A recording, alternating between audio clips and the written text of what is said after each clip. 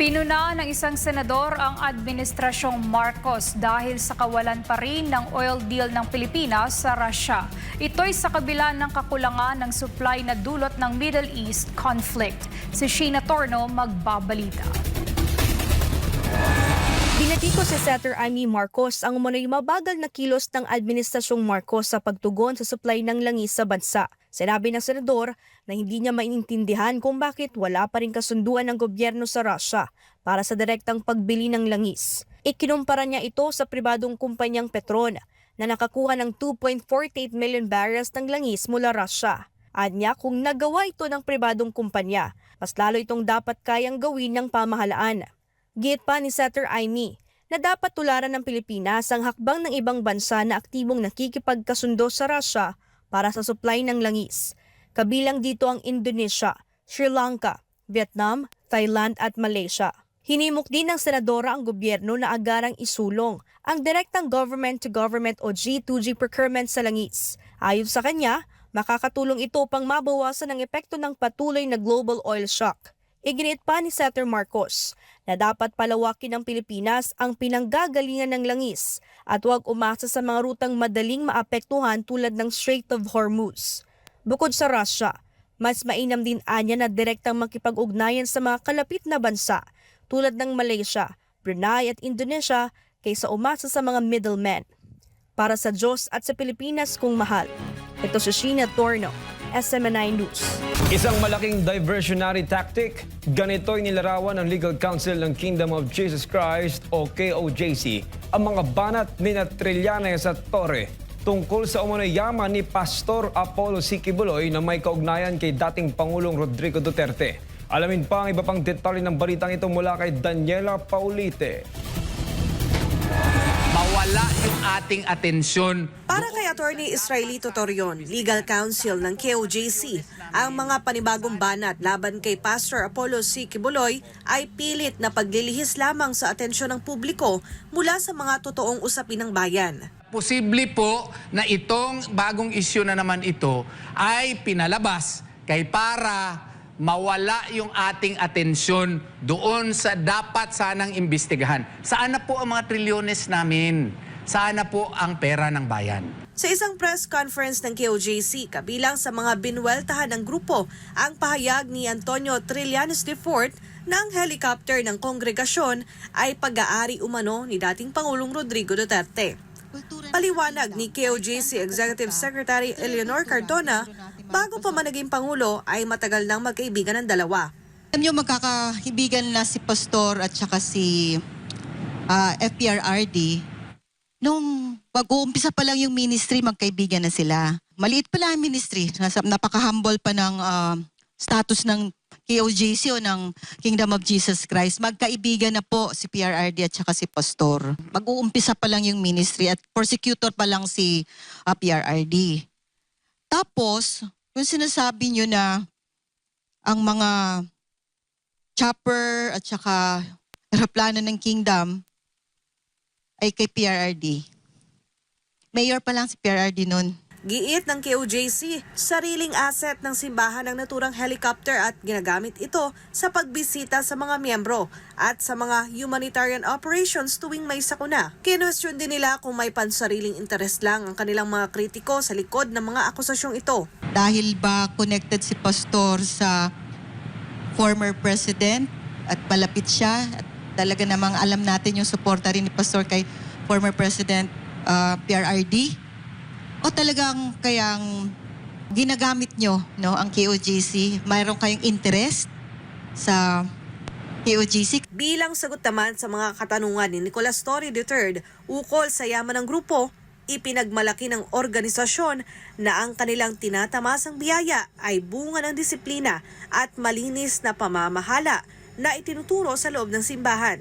Kultura na sa kingdom, kahit saan ka pupunta, ito na yung kultura, ang tinuro natin mahal na pastor, ang zero corruption at transparency. So sa lahat, no, transparency at zero corruption talaga, walang korupsyon. Kasi kapag meron mang nakitaan na may problema dito sa pera, mawawala ka talaga or madidisiplina ka, itutuwid ka. Kasi kay Pastor talaga. No? Kasama namin si Pastor for almost, 40 years na. Walang korupsyon sa kingdom. Zero corruption. Kaya itong mga akusasyon na ito, hindi nyo kilala si Pastor. Nanindigan naman si KOJC Chief Executive Officer Sister Nelida Lizada na mananatiling matatag ang kanilang organisasyon at hindi kailanman mabubuwag ang kanilang hanay sa kabila ng mga pag-atake. Burahin man ninyong ibang leader, burahin man ninyong mananatiling nakatayo ang KOJC. May tatayo at tatayo. Hindi ninyo kami mabubuwag. Sa ngayon, wala pang opisyal na tugon ang panig ni Trillanes at Torre sa mga pahayag ng KOJC. Para sa Diyos at sa Pilipinas kung mahal, Daniela Paulite, SMNI News. Mahigpit nang ipinag-utos ng Department of Transportation ang pagpapatigil sa pag-onboard ng mga bagong driver at rider ng TNVS at motorcycle taxi. Alamin ang dahilan sa report ni Paul Montibon. Mahigpit na ipinag-utos ng Department of Transportation ang pagpapatigil sa pag-onboard o pagtanggap ng mga bagong driver at rider ng Transport Network Vehicle Services at motorcycle taxis. Ito ay kasunod ng pagkakatuklas na may ilang kumpanya ang lumagpas na sa itinakdang limit ng kanilang operasyon. Ayon kay Transportation Secretary Giovanni Lopez, hindi na maaaring tumanggap ng mga bagong driver at rider ang mga transport network companies at motorcycle taxi platform providers. Lumabas sa datos na lagpas na sa maximum limit ang bilang ng kanilang mga kasalukuyang operator. Nauna rito, iniutos ng Pangulo ang investigasyon sa umunoy pag-abuso ng ilang TNC, partikular na sa paglagpas sa pinapayagang bilang ng drivers. Nagresulta umano ito sa pagdami ng tinatawag na tempo drivers. Sa inilabas na memorandum, inatasan ni Secretary Lopez ang Land Transportation Franchising and Regulatory Board o LTFRB na ipatigil ang onboarding ng mga bagong TNVS at motorcycle taxi. Maliban na lamang ito sa mga may hawak ng valid na prangkisa. Dagdag pa ng kalihim, ipinagbabawal na rin ang mga on-the-spot o same-day onboarding activities nang walang pahintulot mula sa LTFRB. Samantala, pinag-aaralan na rin ng DOTR ang posibleng pagpapataw ng parusa at multa laban sa mga kumpanyang mapatutunayang lumabag sa itinakdang limitasyon. Para sa Diyos at sa Pilipinas kung mahal, nag-uulat Paul Montibon, SMNI News. Pinag-iingat ang publiko at sektor ng transportasyon matapos ipatigil ng Department of Transportation ang onboarding o pagtanggap ng mga bagong riders at drivers sa ilang transport network companies. Ayon sa DOTR, ito ay bunsod ng mga ulat ng umano'y over the cap at mga ghost riders na kailangang imbestigahan muna. Subalit, may patutsada naman ang isang transport group patungkol dito. Alamin natin ang iba pang detalye ng balitang ito mula kay Prince Tripoli. Binigyang linaw ng grupong Lawyers for Commuter Safety and Protection o LCSP ang ugat ng gulo sa Motorcycle Taxi Pilot Program. Ayon kay Attorney Ariel Inton, may umiiral na cap o limitasyon sa bilang ng mga rider na dapat ay mahigpit na sinusunod simula pa noong pilot testing noong 2019. Ngunit tila lumawig na ito sa nakalipas na mga taon. Git pa ni Inton, may mga kaso na ng paglagpas sa itinakdang limitasyon. Ngunit hindi agad ni patutupad ang mga kaukulang desisyon dahil sa mga apila ng ilang kumpanya. Sa LCSP, ang aming kumpananaw dyan ay dapat tingnan natin muna bakit nagkaroon ng ganyan. No? So dapat hinihimay muna natin yung dalawa kasi magkaiba naman po yung sitwasyon ng motorcycle taxi at nung TNBS.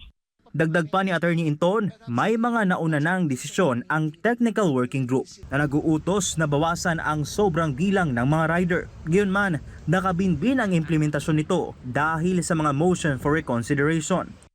At nung, ito, ano lang to 1 year ago lang to, yung mga May 2025, April-May 2025. At that time, ang DOTR Secretary, si Vince Dizon, ay sabi, okay, hindi muna natin i-implement yung desisyon dahil may motion for reconsideration. Kawawa naman yung mga mawawalan trabaho na yung dahil over the cap daw. Sa ngayon, inaasahan ang mas malalim na investigasyon ng DOTR kaugnay sa aligasyon ng overcapacity sa motorcycle taxi sector. Kasabay nito, muling nanawagan ng LCSP na ilipat na sa LTFRB ang regulasyon ng operasyon nito upang mas maging maayos at malinaw ang pamamahala sa industriya. Para sa Diyos at sa Pilipinas kumahal, Prince Tripoli, SMN News.